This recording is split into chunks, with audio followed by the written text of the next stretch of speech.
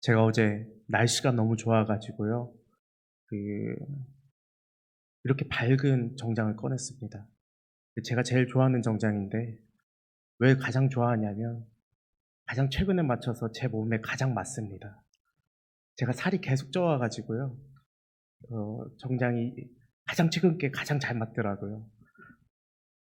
그런데 이게 참 사람이라는 게 날이 좋으면 '아 좋겠지.' 날이 안 좋으면 '아 굳이겠지.' 이 정도밖에 알지 못하면서 제가 '오늘도 날이 좋겠지.' 하면서 이 정장을 입었는데 오늘 날씨가 썩 그렇게 좋지만은 않습니다. 참 하나님 그러면서도 참 제가 돌아보면서 그런 생각을 했습니다. '아 하나님께서 하시는 일들에 대해서 나는 고작 이 정도밖에 생각하지 못하면서 뭘 그렇게 하나님의 뜻을 다 알고 있는 것처럼 내가 이렇게 살아가고 있는 것은 아닌가.' 저 스스로를 돌아보면서 그런 회개하는 시간이 되었습니다. 오늘 우리도요, 이 수요 예배 가운데, 3일 예배 가운데 정말 이 말씀 가운데 우리가 겸손히 그 말씀 가운데 온전히 나아가는 귀한 시간 되길 바랍니다. 지난번 18장 앞절에서 하나님께서는 먼저 아브라함을 찾아오셨습니다.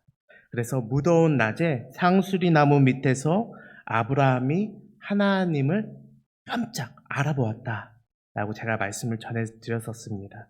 그리고 극진히 하나님을 영접하였다라고 이야기 드렸죠. 이 앞절에서는요, 하나님이 아브라함에게 도착하신 것, 당도하신 것이 먼저 등장했다면요, 오늘 16절부터는 거기서 하나님께서 일어나 소돔으로 향하는 것부터가 시작되어집니다. 누가 향합니까? 왜 향할까요? 하나님께서 이 소돔에서 그 부르짖음이 있었기 때문에 그 부르짖음 가운데 거길로 나아가시는 것이죠. 하나님께서는 이 아브라함에게 들렸다가 아브라함을 만나시고 그의 예배를 받으셨습니다. 그리고 소돔으로 향하고 계신 것입니다.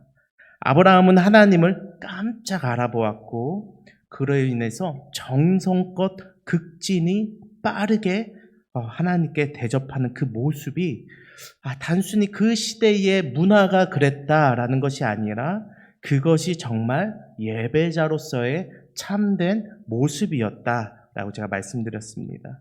그 이후에 아브라함은요, 이 소돔 사건에 이제는 예배자가 아니라 이 앞절까지는 예배자로서의 모습이 등장했다면 이제는 중재자의 모습으로 아브라함이 서게 됩니다.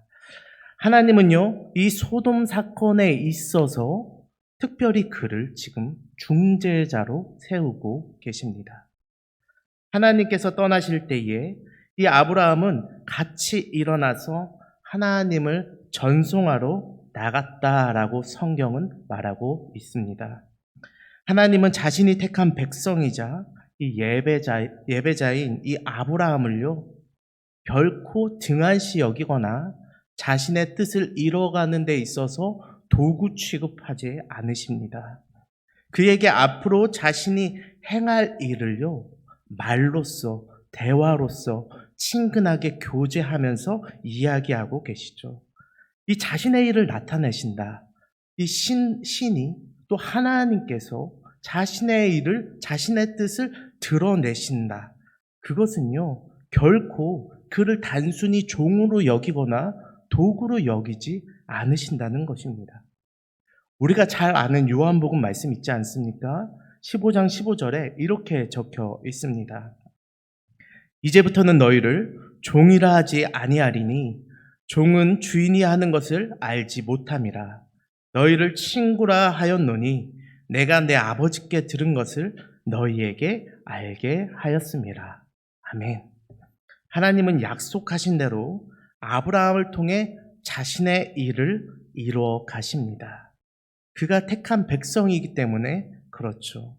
근데 그 일을 하는 데 있어서 같이 이야기하면서 그를 중재자로 세우시면서까지 그 일을 이루어 가시는 것입니다. 본문 17절부터 19절의 내용에 나타나 있는데요. 우리 한번 같이 읽어보도록 하겠습니다. 17절부터 19절입니다. 우리 한 목소리로 같이 읽어보겠습니다. 여호와께서 이르시되 내가 하려는 것을 아브라함에게 숨기겠느냐? 아브라함은 강대한 나라가 되고 천하 만민은 그로 말미암아 복을 받게 될 것이 아니냐? 내가 그로 그 자식과 권속에게 명하여 여호와의 도를 지켜 의와 공도를 행하게 하려고 그를 택하였나니 이는 나 여호와가 아브라함에게 대하여 말한 일을 이루려 함이니라. 아멘. 그렇습니다. 하나님께서는 내가 하려는 것을 아브라함에게 숨기겠느냐? 숨기지 않겠다. 너에게 이야기하겠다. 그리고 아브라함은 강대한 나라가 되고 천하 만민은 그로 말미암아 복을 받게 될 것이 아니냐. 이 자를 통해서 내가 뜻을 이뤄갈 것이다. 라고 분명히 이야기하시고, 그리고 내가 그를 택하였다라고 19절에서 분명하게 이야기하고 계십니다. 여기서 그를 택하였다라는 말이요, 참 중요한 말인데요. 하나님께서 한 번도 지금까지 이 아브라함과 같이 하면서 택하였다라는 그런 자신의 그런 마음을 끄집어내신 적이 한 번도 없습니다. 우리는 이 상황만 가지고 하나님께서 그가 일가 친척 가운데 있을 때에 그를 택하셨다라고 우리는 보면서 알지만, 상황을 보면서 알지만 하나님께서 그것을 직접적으로 그 입술을 통해서 꺼내신 적은 없습니다. 근데 그 말씀, 그 마음을 처음으로 드러내는 구절인 것입니다. 근데 우리가 보는 이 한글 성경에서는 이제 택하였다라고 의역되어 있는데, 이것에 대해서 이제 히브리어 원어로는 이제 알다라는 뜻의 야다라고 기록되어 있습니다. 그러면은 뭐 한글 성경은 뭐 잘못 기록된 거냐? 그게 아니죠. 우리가 아는 것과 택한 것은 굉장히 깊은 연관이 있습니다. 우리도 곧 있으면요, 우리 권사님께서 기도하신 대로 선거를 하지 않습니까? 근데 우리가 어떤 사람에게 투표를 하겠습니까? 우리가 어떤 사람에게 우리의 하나밖에 없는 소중한 표를 줄까요? 조금이라도 더 잘 아는 사람에게, 우리가 아는 사람을 택하려고 하지 않겠습니까? 단순히 뭐 관계적으로 안다 이런 뜻이 아니라 그가 어떤 사람이고 어떤 정치를 해왔고 어떤 정책을 가지고 있고 지금 이 구를 위해서 뭘 할 수 있고, 좀 더 그것에 대해서 우리가 분명하게 아는 사람에게 우리는 표를 던져서 그를 택하려고 할 것입니다. 하나님의 택하심도요, 그렇다는 것입니다.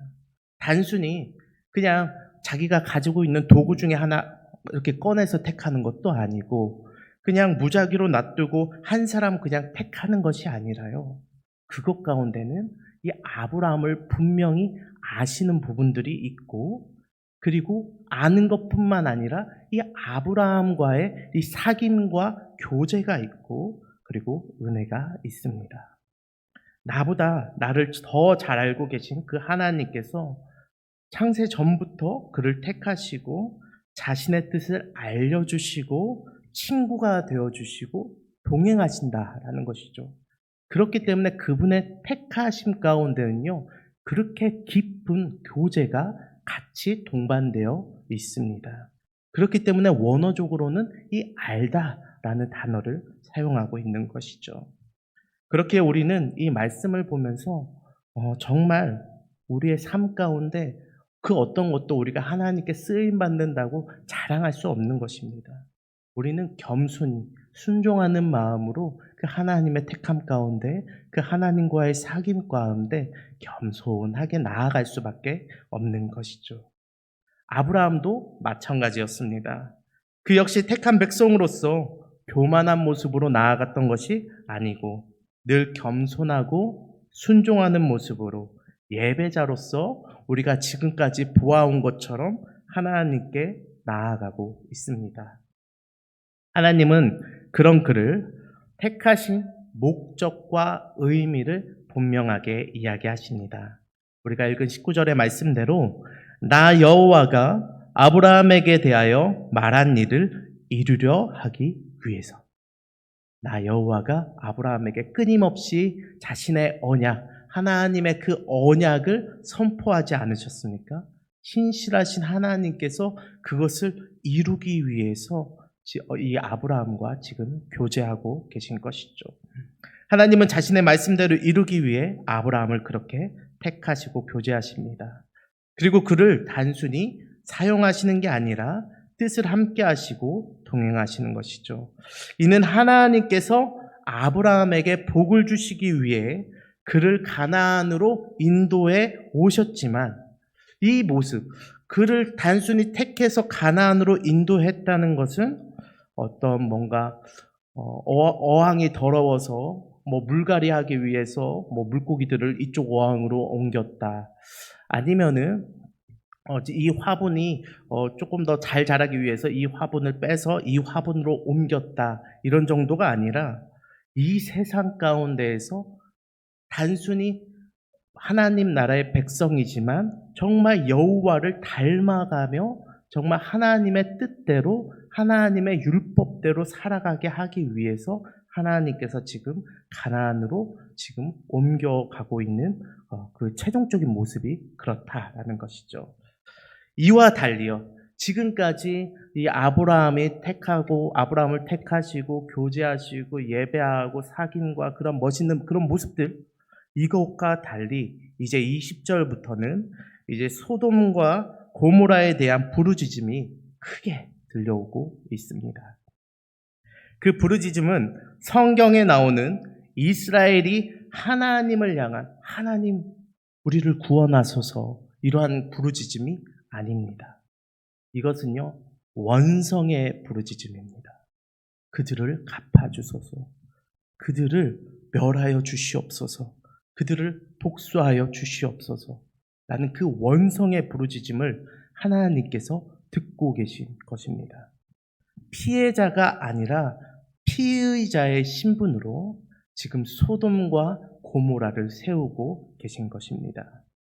여기서 부르짖는다는 것은 원어적으로 죄악으로 인해 부당하게 착취당한 자들이 정말 하늘을 향하여 자신의 억울함을 토로하는 그러한 의미를 담고 있습니다. 즉, 하나님께서는 억울한 자들의 지금 원성과 그 부르짖음을 들으시고 묵인하지 않으시고 지금 소돔과 고모라를 찾아가고 계신 것입니다. 여기서 중요한 게 있는데요, 우리가 때론 살아가며 오해하는 것이 있습니다. 우리가 예수 그리스도를 잘 믿기만 한다면 마치 어떠한 죄를 지어도 그 대가를 받지 않을 것이라는 믿음입니다. 우리 성도님들은 어떠세요? 예수 그리스도를 잘 믿으면 내가 앞으로 그 어떠한 죄를 지어도 그 대가를 받는다라고 생각하십니까? 받지 않는다라고 생각을 하십니까? 예수 그리스도께서는 우리의 모든 죄값을 그 십자가에서 담당하셨습니다. 그 값을 지불하셨습니다. 믿으시죠? 근데 그것이 단순히 과거의 죄만 그렇게 하신 것입니까? 아니죠. 과거의 죄뿐만 아니라, 그리고 원죄뿐만 아니라, 현재의 죄뿐만 아니라 우리가 앞으로 지을 죄까지도 담당하셨습니다. 그분의 피가 그만큼 값진 것이라는 것이죠. 우리는요, 이것을 반드시 믿어야 됩니다. 우리가 앞으로 죄를 짓는다고 해서 이것은 회개해야만 그게 사라진다는 게 아니라 예수님을 믿는 순간 우리의 미래의 죄까지 다 용서받는 것입니다. 그럼요, 우리가 생각해 볼 것이 있습니다. 그럼 앞으로 우리가 죄를 지어도 그 대가를 하나님께서 우리에게 찾지 않는다는 말일까요? 이 말이? 그럼 우리는 왜 회개를 해야만 하는 것입니까? 참 제가 어렵게 이 이것에 대해서 이해하는 데 있어서 좀 마음이 어려워지는 그러한 이제 제 그 일화를 가지고 왔는데요. 제가 청년일 때 저희 소그룹을 담당하는요 청년 리더 형이 있었습니다. 굉장히 잘생겼어요. 그리고 굉장히 리더십 있고 찬양 인도도 잘하고 신앙생활도 굉장히 잘하는 형이었습니다. 저는요 늘 롤모델처럼 그 형을 잘 따랐습니다. 근데 이상하게요 그 형이랑 이 연애에 관련되어서 같이 이야기를 하다 보면요 이상하게 그 형이 잘 뉘앙스가 뭔가 인정하지 않는 것들이 있었습니다. 그게 뭐냐면요 바로 이 순결함에 대한 것이었죠. 길게 이야기를 이어가던 끝에 왜 이 형이 이 연애에 관해서 이런 부분에서 자꾸 주춤주춤하고 말을 돌리거나 왜 이렇게 하나 이렇게 여기다가 나중에야 딱 깨달았습니다. 그 형이요 만나는 자매들마다 그 잠자리를 원했다라는 것이죠. 제가 그때요 그 이야기를 듣고 그런 이야기를 했습니다. 형, 하나님께서 대가를 모르시는 것에 대해서 두렵지 않으십니까? 근데 그 형이 저에게 해준 말이 있습니다. 신앙생활 굉장히 잘했다고 했잖아요. 그러니까 그 형이 이렇게 이야기했습니다. 예수님께서 내 죄를 모두 담당하셨는데 내가 무슨 대가를 치르겠냐, 병수야. 저에게 이런 얘기를 하더라고요. 그럼 제가 틀린 걸까요? 아니면은 그 형님이 틀린 걸까요? 사실요, 이 일에 있어서 제가 틀렸습니다. 하나님은요, 우리에게 죄의 대가를 찾지 않으십니다. 우리가 예수 그리스도를 구주로 영접했다면요, 그때 모든 것이 끝나는 것입니다. 그러나 하나님은요, 하나님의 중요한 속성이 있는데, 그렇게 자신의 백성이 된 자들을요, 가만 놔두지 않는다는 것이죠. 대가는 찾지 않으시지만 죄 가운데 있는 것을 가만 놔두지 않으신다는 것입니다. 이것은 분명합니다. 하나님은 자신의 백성을 끝까지 추격하십니다. 그래서요, 어떻게 해서든 새 사람 만들어 놓으십니다. 이게 하나님의 사랑의 속성인 것이죠. 왜냐하면 그것을 위하여 예수 그리스도께서 십자가에 못 박히셨기 때문입니다. 로마서 6장 6절은요, 이렇게 이야기합니다. 우리가 알거니와 우리의 옛사람이 예수와 함께 십자가에 못 박힌 것은 죄의 몸이 죽어 다시는 우리가 죄에게 종노릇하지 아니하려 함이니. 아멘. 더 이상 죄의 종노릇하는 것을요, 하나님은 두고 보지 않으신다는 거예요. 자신의 백성들이. 대가는 찾지 않으십니다. 그 대가는 예수 그리스도의 피로써 다 지불되었는데 대가를 찾는다는 말은 예수 그리스도의 피의 값이 부족하다는 말 아닙니까? 대가는 찾지 않으세요. 그러나 하나님은요, 죄의 몸이 죽기를 바라십니다. 우리의 본능과 우리의 죄성이 완전히 죽어버리고 하나님의 백성으로 온전히 살아내길 원하십니다. 그것을 위해서 하나님은 끝까지 추격하시고 끝까지 우리를 포기하지 않으신다라는 것이죠. 우리는 그것을 기억해야 합니다. 어쩌면요, 참 무서운 말인데요. 저는 이 말씀을 묵상하며 그런 생각이 들었습니다. 죽는 것보다 어떻게 보면 하나님의 사람 되는 게, 하나님의 백성 되는 게 더 괴로울 수도 있겠다. 애굽 사람들은 어떻습니까? 그들의 완악함으로 인해서, 바로의 완악함으로 인해서 단번에 죽지 않았습니까? 근데 이스라엘 백성은요, 하나님의 백성이 되기 위해서 40년 동안 광야에서 뺑뺑이 돌다가 결국 광야에서 생을 마무리합니다. 그럼 누가 더 불쌍한 사람입니까? 저는 그것처럼 하나님의 백성이 된다는 그 사실이 어쩌면 우리의 삶 가운데 있어서 더 어려움이 있을 수 있겠다. 이러한 생각이 듭니다. 그 형은 지금 저보다 나이가 거의 한 10살 가까이 차이가 나고 저보다 일찍 결혼했습니다. 그런데 아직 아이가 없고 부부 관계가 그렇게 좋아 보이진 않아 보입니다. 저는 이런 것이요, 대가다, 그 형이 벌 받았다라고 절대 생각하지 않습니다.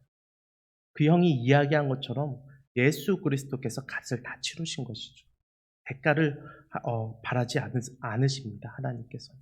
그러나 하나님의 사람 만들어 놓으시려고 그의 인생을 분명히 움직이고 계신다라고 저는 믿습니다. 이러한 소돔과 고모라 상황 가운데 하나님께서는 아브라함이 중보자가 되길 바랬습니다. 어쩌면 심판이 아니라 하나님께서 그곳 가운데 내릴 것은 심판이 아니라 용서하는 마음일 수도 있겠습니다. 그곳이 그 죄악이 사라지고 하나님께 돌아올 수 있는 귀한 나라가 되길, 귀한 도시가 되길 하나님께서는 더 원하셨는지도 모르겠습니다. 그렇기에 아브라함을 중재자로 세우고 그가 자신의 마음을 헤아리길 원했던 것입니다. 아브라함은 소돔과 고모라에 의인이 있다면 심판하지 않기를 바랬습니다.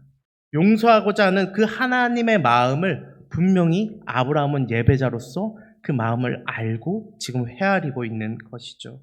그렇기에 하나님은 아브라함의 그 목소리를 듣고 계십니다. 25절에 보면요, 주께서 이같이 하사 의인을 악인과 함께 죽이심은 부당하오며 의인과 악인을 같이 하심도 부당하니이다. 세상을 심판하시는 이가 정의를 행하실 것이 아니니까. 분명히 이렇게 아브라함은 이야기하고 있습니다. 이것을 잘 보면 아브라함이 참 하나님의 속성을 정말 예배자로서 바로 알고 있구나. 하나님이 정말 죄는 싫어하고 의인은 사랑하시고 정의와 공의로 심판하시는 하나님임을 분명히 알고 하나님께 아뢰고 있구나라는 것을 살펴볼 수 있습니다. 결국 그렇게 이야기합니다. 하나님, 의인 50명만 있다면 그 땅을 용서하여 주시옵소서. 아닙니다. 하나님, 제가 정말 땅에 티끌과 같은 자인데 한 번만 더 말씀드립니다. 45명이면 어떻겠습니까? 아닙니다. 하나님, 40명이면 어떨까요? 그곳에 소돔과 고모라 땅에 의인이 40명만 있으면 하나님께서 그 땅을 용서해 주실 것입니까? 아닙니다. 30명은 어떻습니까? 하나님, 20명은 어떻습니까? 하나님, 진짜 마지막으로 말씀드립니다. 하나님, 10명만 있다면 어떻습니까? 이 아브라함이 마지막으로 이 10명을 고백하는 것이, 제가 주석을 찾아봤는데요, 참 의미가 있습니다. 그 시대에 그 부족사회에서, 지금 부족사회지 않습니까? 이 부족사회에서 10명을 찾는다라는 것은요, 이 10명이 그 당시에 한 사회, 한 부족을 이루는 단위였다고 합니다. 최소 단위 10명. 그렇다는 것은 어쩌면 의인 10명이 있는 공동체가 있다라는 그 말은 지금으로 따지면 예수 그리스도를 잘 믿고 있는, 잘 의지하고 있는 10명의 공동체, 무엇입니까? 이 교회가 있다면 하나님께서 용서해 주시지 않겠습니까? 라고 지금 아브라함이 하나님께 요청드리고 있는 것이죠. 그 이야기는 정말 이 건강한 교회를 이룰 건강한 교인 10명만 있다면 이 소돔과 고모라 땅을 바꿀 수 있을 것이라는 이 아브라함의 믿음이 있었기 때문입니다.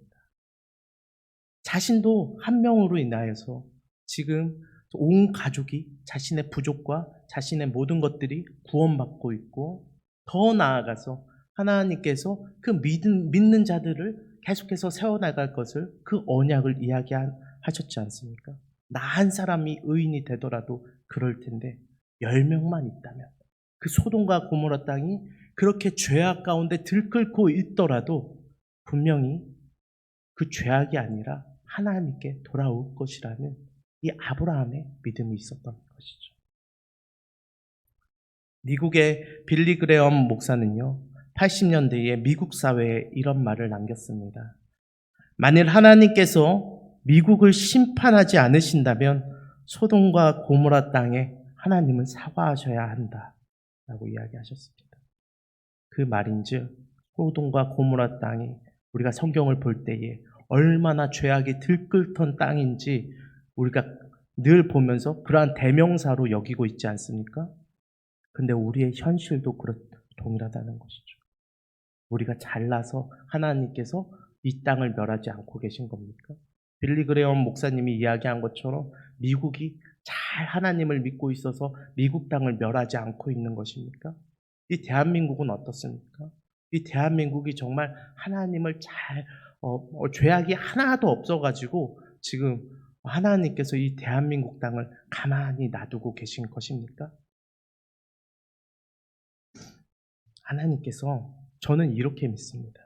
이 대한민국이라는 나라를 살려두시는 것은요, 정말 이 대한민국이 정말 법적으로 옳고 정치가 바르고 정말 의료가 잘 돼 있고 이 대한민국이 복지가 좋고 치안이 좋고 살만한 나라라서 이곳을 놔두는 것이 아니라 이 땅을 위해서 기도하는 자들 때문에 정말 이 땅을 위해서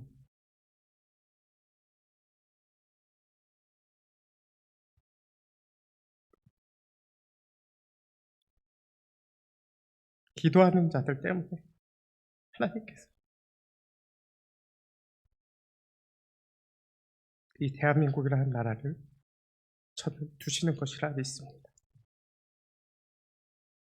하나님께서는요, 어떤 것을 멸하지 않는 것에 있어서 결코 하나님께서 보기 옳거나 잘나서가 아니라 하나님을 붙들고 있는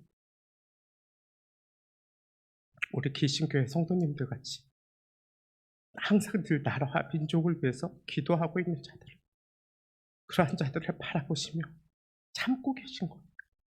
오래 참으심으로 이 대한민국을 또한 이 나라를 기다리고 계신 것입니다. 내일이라도 당장 예수님께서 오시는 것이 마땅하지만 그것을 오래 참으심으로 자신이 미리 예정해 놓으신 그 백성들을 위해서 지금 기다리고 계신 것이죠. 말씀을 정리하겠습니다. 우리가요, 이 말씀을 기억하면서 늘 나아가야 될 것입니다. 예배자로서 한 사람이 선다는 것은 이마만큼 귀한 일입니다. 그 한 사람 때문에 믿는 자들이 하나님의 나라가 확장될 수도 있고 또한 믿지 않는 자들로 인하여서 소돔과 고모라 땅처럼 하나님께서 멸하시는 모습도 분명히 있습니다. 우리는 어디에 서 있습니까? 예수 믿는 자들로서 정말 이 나라와 이 민족을 위해서 기도하며 예배자로서 하나님께 나아가는 그 자리 가운데 서 있습니까? 아니면 우리도 썩어질 이 세상 가운데에서 소돔과 고모라의 그 죄악이 들끓던 것처럼 그냥 이 나라가 그냥 흘러가는 대로 우리의 몸을 맡겨놓고 그냥 두고 있습니까? 하나님께서는 분명 이 땅을 위해서, 이 나라를 위해서 기도하는 자들을 통하여서 이 나라를 사랑하시고 기다리시고 우리를 품으실 줄로 믿습니다. 그것을 믿은 믿음으로 우리가 늘 기도할 때에 하나님께 온전히 나아가는 나의 기도가 내가 진짜 이 나라와 민족을 위해서 기도하는 것이 또한 이 한국교회를 위해서 기도하는 것이 얼마나 힘이 있겠냐라고 여기는 것이 아니라 그 내 기도 때문에 하나님께서 이 나라와 이 교회를 멸하지 않으신다라는 것을 기억하시며 믿음대로 나아가는 우리 기신교회 성도님들 되시길 진심으로 바라고 기도합니다. 이 시간 같이 제가 기도하겠습니다.